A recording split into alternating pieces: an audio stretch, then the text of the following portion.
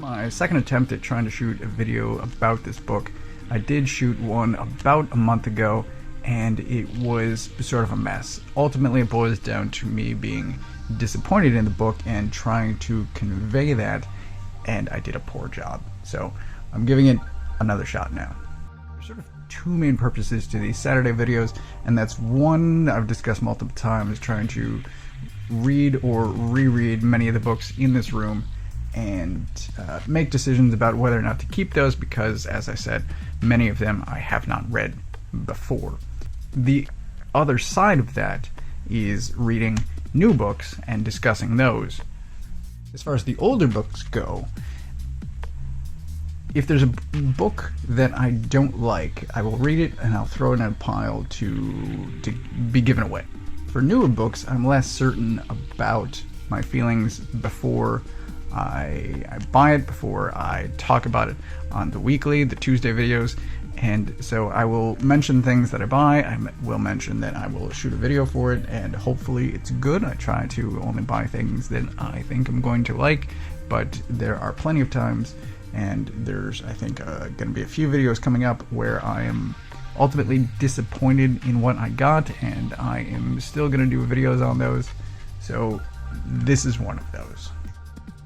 I hope to someday do a video for the first 100 issues of the IDW Teenage Mutant Ninja Turtles series. That was written by Tom Waltz and Kevin Eastman, and I was a huge fan of that. There were plenty of miniseries that tied into that as well. Not all of them written by Waltz and Eastman. Some of them were, but it was brilliant material. It was a fantastic read, and as I said, I hope to someday do a video on that, but I would have to reread it, and 100 issues is going to be very time consuming. Anyway, I mentioned the first 100 issues because they wrote that, and then something significant happens in issue 100. They step away, I think, so that they could focus on Last Ronin, which is massively delayed, but that's a whole other story. So I hope while they were gone, Sophie Campbell takes over. This is actually volume 3 of Teenage Mutant Ninja Turtles Reborn. So this is after issue 100, and they renamed the book because something significant happens in issue 100. There's a character named Old Hob who sets off a mutagenic bomb that winds up mutating a chunk of New York City, and now there is Baxter Stockman is the mayor, and he sort of walls off that part of the city. It is they're left on their own. They're sort of without power, without resources, and it's a pretty radical shift as far as the series goes. It's a significant radical shift. It makes sense to rebrand the book. Again, I'm hoping that once Last Ronin is over, that maybe Eastman and Waltz will come back. There is some hope to support this, at least. Maybe I'm just reading into things, but the 2021 annual was written, and there is a build towards this Rat King Pantheon storyline that's been brewing for a number of years. But the hope, at least my personal hope, is that Waltzman will return to the series at some point, because I am just not a fan of Sophie Campbell's direction with this series. I had been getting both the single issues and the collections, and around issue 112 maybe, I stopped getting the singles, and apparently I'm still getting the trade collection. So this is issues 112 through 117. I must have stopped at 111 because this is all new material to me. But in essence, the Ninja Turtles are part of this Mutant Town. There's an unknown number of new mutants. I don't think they put a number to it, but it's New York City. It's very packed. And the Ninja Turtles wind up in a situation where they are now sort of community leaders. They're not official. Old Hob is sort of the de facto leader, even though many people don't like him. But the Ninja Turtles are now They're running a community center. They're doing some martial arts training. Mikey has a radio station. Donatello is doing sort of basic infrastructure work, trying to get power, water, those types of things restored. All of that is interesting. It's just, this feels like it should be a tie-in book to the main series. It feels like things that are happening here should be happening more quickly. It's almost decompressed. I guess I'm trying to say it feels stagnant.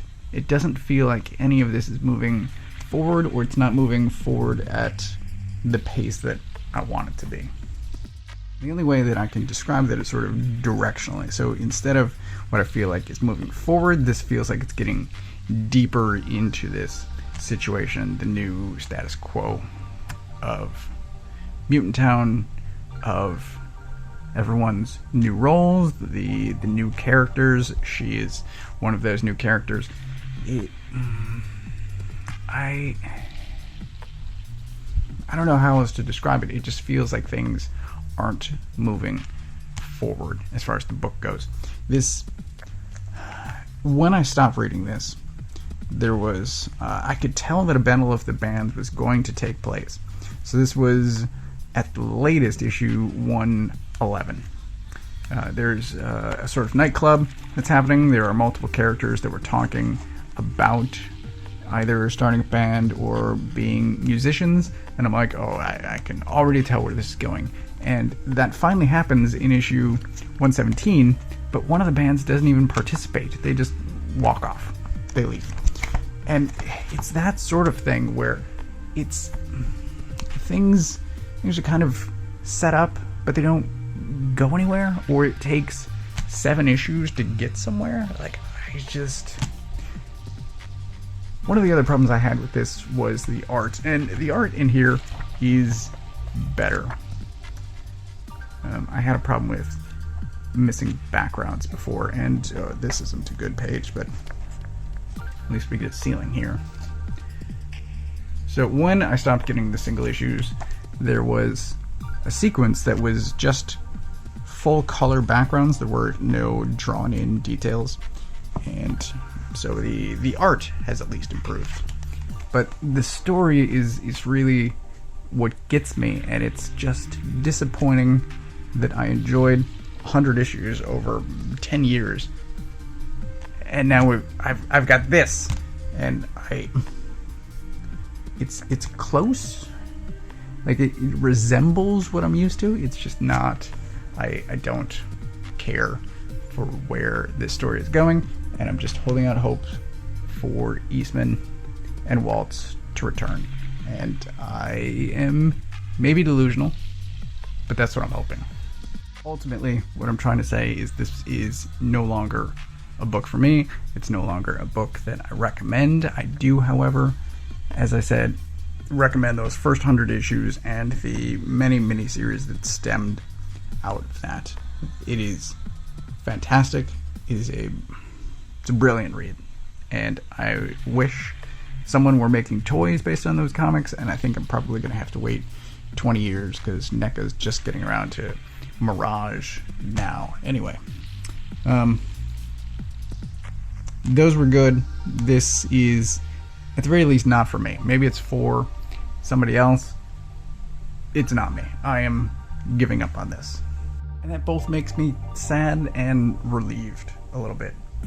At least that I no longer have to put mental processes towards figuring out if this is something that I want to continue or not. I'm making that decision. As long as Sophie Campbell is the writer, I'm not going to pay attention. I do keep looking at the solicits that come out every month just to see who's writing it, and as of, I think, through June, she's still writing, so I'm done. I'm going to take this off my pull list.